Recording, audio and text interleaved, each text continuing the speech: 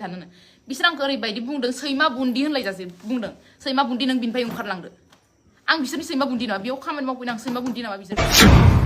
फ्रोमबो पेन्डेलाव दाखालि नावकाटा थांना फैदों जों नावकाटायाव हरनि 8टासिम पेन्डेलाव दं आङो पेन्डेलनि गारियाव जिरायना दं आङो फिरबि आं बिसोरखौ जेबो बुङाखै 8टायाव ओंखारनो बिसोर 8टायाव हाखु दाखु आंखौ हिनजावसाफोरजों दोनहैदों थिगासे बेयावबो कमप्रमाइज जानानै दङ हाखु दाखु ओंखारनानै आं सगा फैबावदों होमबाबो बिसोरखौ जेबो होनबावाखै खुलुमबाय लोगोफोर आङो बे समाव मोनसे सुंद' आपडेट लानानै फैलायबाय नोंथांमोना थाम्बनेल आरो इन्ट्र' भिडिअ नायनानै मोनथिखाबाय जानांगौ आङो मानि सोमोन्दै आपडेट लानानै फैदों लोगोफोर हाथरखि थियेटाराव फाव दिन्थिगिरि एबा हाथरखि थियेटारनि एक्ट्रेस मेन'थि नार्जारि बिथांजोआ मा दुखु फोरमायदों बिथाङा मा बाथ्रा फोरमायदों नोंथांमोना बे भिडिअखौ जोबजासिम नायोब्ला गासैबो बाथ्राखौ नोंथांमोना आबुङैनो मोनथिनानै लानो हागोन स' बिदिब्ला नोंथांमोना नायनानै लादो बिथांजोआ मा बाथ्रा फोरमायदों गुड इभिनिं एभरिवान आं दिनै मोनसे इमारजेन्सि प्रब्लेमावसो आङो लाइभखौ फैनाय जादों जिहेतु आं दा हाथरखि थियेटार प्रेजेन्टलि मेन ग्लेमार आर्टिस्टआवनो दङ मेन रलावनो दङ स' बेयाव मोनसे प्रब्लेम क्रिएट जादों जिहेतु आं बेनिफ्राय ओंखारनाय जासिगोन दायो बिसोर हाथरखि थियेटारनि अनार मिसेस जुनु बिसोर आंखौ बिराद मेन्टेलिटि टर्चार होदों आरो आंखौ बे थियेटारनिफ्राय होखारदों ब्लेकमेलबो खालामदों आंखौ बिनि उनाव बिनिफ्राय आं दिनै बिनिफ्राय ओंखारनाय जागोन श'बो खालामा आं दिनै बेवहाय बिसोर आंखौ उल्टा केस गेले खालामनो होनदों आंखौ डाइरेक्ट आं जोंनो जानायनि थिग गैया जानाय थिग गैया लोंनाय थिग गैया थानाय थिग गैया मेन्टेलि हेरेसमेन्ट होबाय थायो मोनफ्रोमबो पेन्डेलाव बेफोरबायदि प्रब्लेम क्रिएट खालामना फैबाय थायो बिसोरो फिरबि जों कमप्रमाइज खालामलायनानै पेन्डेल श'खौ गाबोबाय थादों बाट दिनै ओरैबायदि खोथा बुंदों जे आं प्रेसिडेन्टनाव सोंदोंमोन आङो रुमा आंनि दासिमबो मानो मेनेज जायाखै बाट बुंबाय जे अनारजों रायलाय अनारा मिसेस जुनु बर' बे अनारा फैनाय लोगो लोगो आं अनारनाव सोंबाय जे आंनि रुमखौ मानो दिनैसिम मेनेज खालामनो हाया बे ओरैबायदि रिएक्सन क्रिएट खालामबाय जे आंनाव रुम मेनेज खालामनाय आंनाव माबा गैयाना ओरैबायदि रिएक्सनखौ आंथ' रागा जोंबाय आरो सासे आर्टिस्टखौ लामायाव दासिम फसंना दोनबाय थादों नोंसोरो आर्टिस्टखौ दासिमबो लामायाव फसंना दोनबाय थादों बिदि बुंनायाव आंखौ आसि थुयै थुयै बुंबाय जे आं जेनेबा आं मेन ग्लेमार आर्टिस्टखौ बिसोर सिनायानो ग्लेमार आर्टिस्टआ सोर जों सिनायानो ओरैबायदि खोथा बुंदों बिसोरो आर्टिस्टखौ सिनायानो आर्टिस्टखौ जुदि सिनायाबा बिसोर बेनार पस्टार होनानै मानि थाखाय पेन्डेल खालामबाय थादों मानि थाखाय पेन्डेल लाबाय थादों बिसोर ओरैबायदि मेन्टेलिटि टर्चार होदों जे आंखौ नों बिनिफ्राय ओंखारनो हासिगौ थांनो हासिगौ बेबायदि होखारदों दायो बुंदों आं थांनो नागिरनायखाय बुंदों बिसोर आंजों केस गेलेगोन एफआइआर होगोन होथों बिसोर जुदि आंखौ मानो होखारनांगौ आंनि गोनांथियानो गैयाबा दिनैसिम दासिम आंखौ मानो लाखिबाय थादों बिसोर ग्लेमार आर्टिस्ट सिनायानो बिसोरो ओंखायनो आं दायो इमिडियेटलि लाइभ फैनाय जादों जे आं बे जाहाथे उनाव प्रब्लेमखौ बिसोरो ब्लेमखौ आंनाव दा होथों होननानै आङो स्टेटमेन्टखौ होनो थाखाय लाइभखौ फैनाय जादों जिहेतु बिसोर आंनाव मोनफ्रोमबो पेन्डेलाव बेफोरबायदि प्रब्लेम खालामबोबाय थादों जे बिसोरो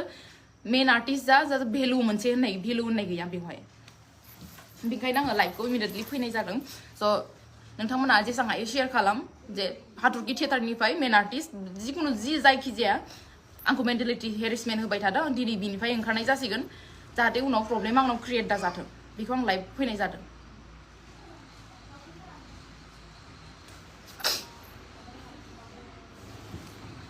जेसेबां हायो नोंथांमोना शेयार खालामना होबानो जाबाय आंनि लाइभखौ जानाय टाइमिंआव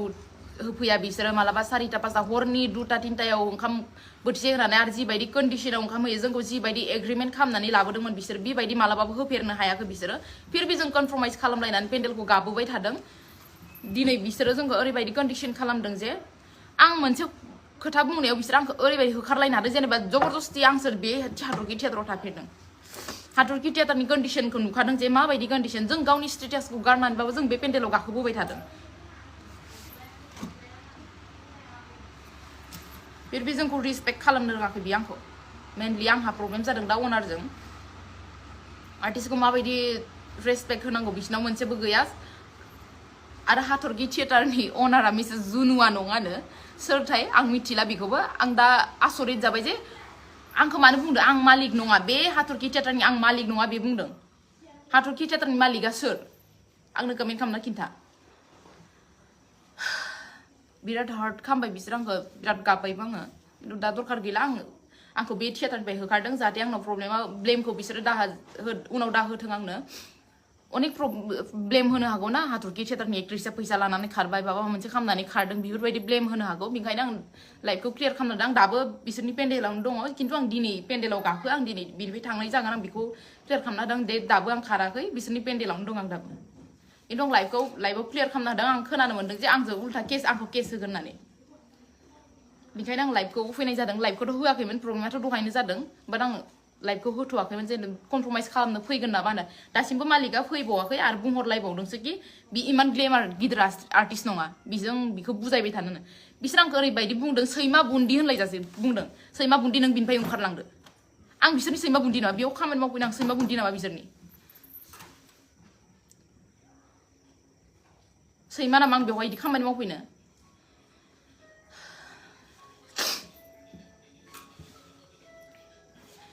आंबो कमप्लेनखौ आंबो होगोन आं रावनिबो सिं जानानै थाया हाथरखि थियेटारनिफ्राय आं दिनैनिफ्राय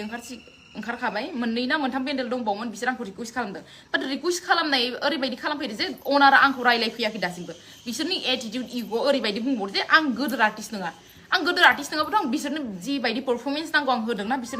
बिसोरथ' आंखौ बुंनो हाया जे बेबायदि पारफरमेन्स होनो हायाखै होननानै आं जाबायदि पारफरमेन्स नांगौ बिसोरनो आं होदों खिन्थु बिसोर आंखौ मालाबाबो रिसपेक्ट खालामाखै आंखौ होखारलायबावदों बिसोर होखारजासे आं बेयाव थानो गोनांथि गैयाना जुदि बिसोर ग्लेमार आर्टिस्ट सिनेमा पस्टार होथिंनानै पेन्डेलखौ मानो दानखो दा मानो हालाया फैदों मानो नाङानो बिसोरनो नाङानो दा मानो आंखौ केस होनो नागिरदों बिसोर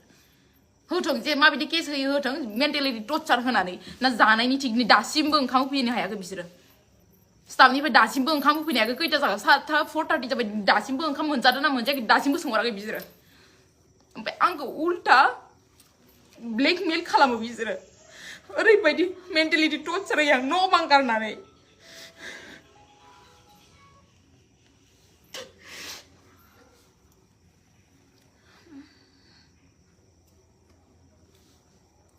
सरि कमप्लेनखौ आंबो होगोन बिसोरखौ आं बे खेबाव मालाबा बिसोरजों कमप्रमाइज जाया जाहाथे गासिबो आर्टिस्टखौ रेसपेक्ट होनो रोङाबा बेफोरबायदि अनारबो दाजाथों मोनफ्रोमबो पेन्डेलाव दाखालि नावकाटा थांनो फैदों जों नावकाटायाव हरनि 8टासिम पेन्डेलाव दं आङो पेन्डेलनि गारियावनो जिरायना दं आङो फिरबि आं बिसोरखौ जेबो बुङाखै 8टायाव ओंखारनो होदों बिसोर 8टायाव हाखु दाखु आंखौ हिन्जावसाफोरजों दोनहैदों थिगासे आं बेयावबो कमप्रमाइज जानानै दङ हाखु दाखु ओंखारनानै आं सौगाफैबावदों होमबाबो बिसोरखौ जेबो होनबावाखै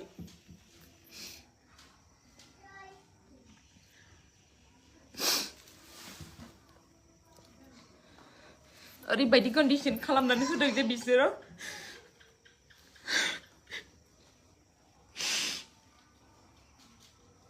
बेबायदि जायगायाव थाफैनानैसो आं बेफोरबायदि हार्डलि जानांदों न'आवबो बुंफेरजायाखै जे आं बेफोरबायदि सैमा बुदि नों ओंखारलां न'नि मानसिफोराबो आंखौ दिनैसिम बिदि बुंनो हायाखै बिसोर जिबायदि खोथा बुंदों बिसोरजों सैमा बुदि होननानै बेयाव आं पेन्डेल गाखोनांगौनो दायो आंखौ ब्लेकमेल खालामबावदो जे बिसोरो इमान ग्लेमार आर्टिस्ट नङा बेखौ उल्टा जों केस गेलेगोन आंबो नायनि आंबो बिसोरखौ बेखायनो आङो क्लियार खालामनो थाखाय लाइभखौ होनाय जादों नोंथांमोना जेसां हायो शेयार खालाम जे हाथरखि थियेटारनिफ्राय मेन्टेलिटि हेरेसमेन्ट होगासिनो दासिमबो 4:30 जालांबाय दिन दासिमबो सोंहराखै जे बिसोर मोनजादों ना मोनजायाखै बबाव थादों बबाव थायाखै खुनु रिक्स लाया बिसोरो हरनि 8टा गाहामसिम गारियाव दोनदों दाखालिबो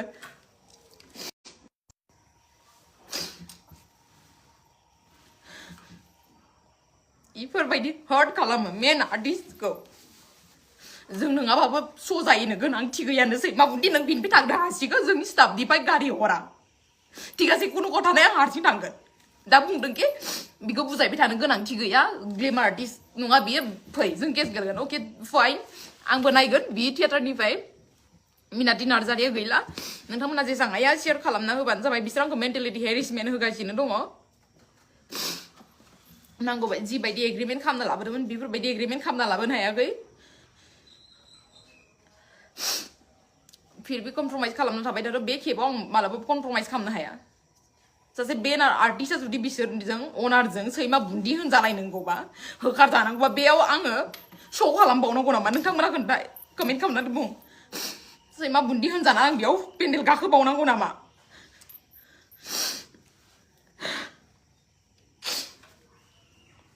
जेसां प्रब्लेम जाबाबो मालाबाबो शेयार खालामाखै जे पाब्लिकनि गेजेराव आं ससियेल मिडियायाव अलमस्ट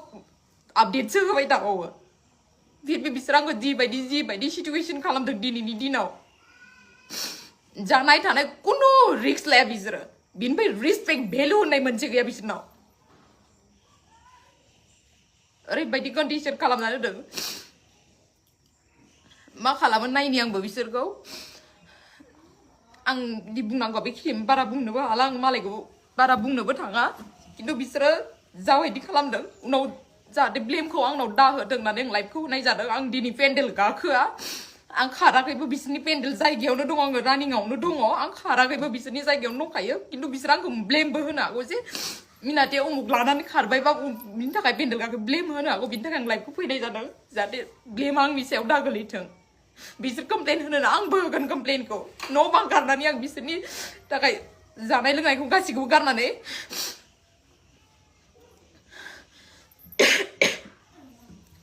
पेन्डेल गाखोबाय थादोंमोन बिसोरो कमप्लेन होनो आंबो होनो थांगोन जास्ट आंनि बेखिनिल'मोन बुंनो थाखाय नोंथांमोना जेसां हायो शेयार खालामनांगो जाहाथे ब्लेमा आंनाव उनाव दागोलैथों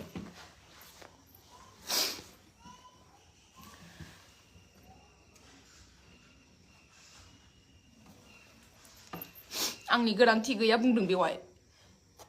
नों पेन्डेल गाखोआ मालाय मा जादों दरखार गैया जुदि दरखारानो गैयामोनबा दिनैसिम आंखौ मानो लाखिबाय थानाय बे मोनसे कुइसनखौ नांगौ आंनो आरो अनारखौ बुंबाबो अनार माखासेफोराबो बुङो अनारजों रायलाय अनारा बुङो अनारजों रायलायबाबो आं अनार नङा अनारा सोर हाथरखि थियेटारनि अनारा सोर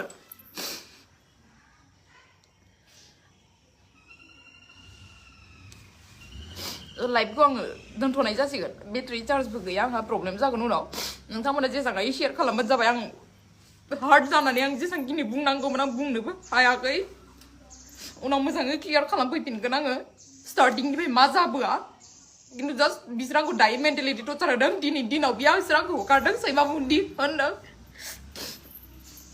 जानाय लोंनाय माखासे प्रब्लेमखौथ' आं बुंथ'लानो टटेलि कमप्रमाइज खालाम आं दिनैसिम जोबनायनि पेन्डेलाव फैबाय जोङो नभेम्बर डिसेम्बरनि 2 तारिखसिमनिफ्राय जों गाला होनदोंमोन पेन्डेलखौ फोजोबनो होदोंमोन जोङो थिग जों जोबजासिम थांगोनमोनबो बाट बिसोर आंखौ दिनैनि दिनाव हगारदों आं थानो हाया नोंसोरनो खोन्थादो आं जुदि होखारजाना बिसोरनि पेन्डेल गाबाय थानांगौ नामा सोरनि जायगायाव गादों माबा मोनसे गाज्रि पारफरमेन्स होबोफेरदोंना बिसोर आंखौ जे बेबायदि रेसपेक्ट होआ मोनसे ग्लेमारनि सिनायानो बेनाराव मानो दोनदो जुदि आं इमान गिदिर आं बुंना लायाखैना आं गिदिर ग्लेमार आर्टिस्ट होननानै बेनाराव आंसो दंथ' आंजों आदा सिमांजों दंथ' बिसोरो जोंखौ लानानैसो पेन्डेल दानदों जोंखौ लानानैसो अडियन्सनो देखायदों अडियन्सफोराबो जोंखौ लानानैसो नायनो फैदों जों बेफोरबायदि पेन्डेलाव जों गाखोनानैबाबो जोङो बेस्ट पारफरमेन्स होबोबाय थादों दिनैनि दिनाव बिसोर आंखौ हार्ट खालामदों बिसोरजों मानो सैमा बुन्दि होनजानो दरखार मानो होखारजानो दरखार आं बिसोरनि जायगायाव बेफोरबायदि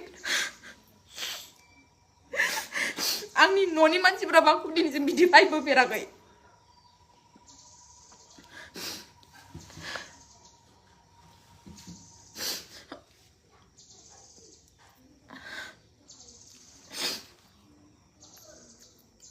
नोंथांमोना शेयार खालामना होदो जाहाथे बयबो मिथिथों माबायदि रिसपन्स होदों जोंखौ सानना नायदो दिन दासिम ओंखाम सोंहरफेरनाय गैया होमबा जों बेफोरखौ जों कमप्रमाइज खालामना फैदों खिन्थु आं दिनैनि मोनसे खुराङाव आंखौ होखारदों सरि फन फैना होदों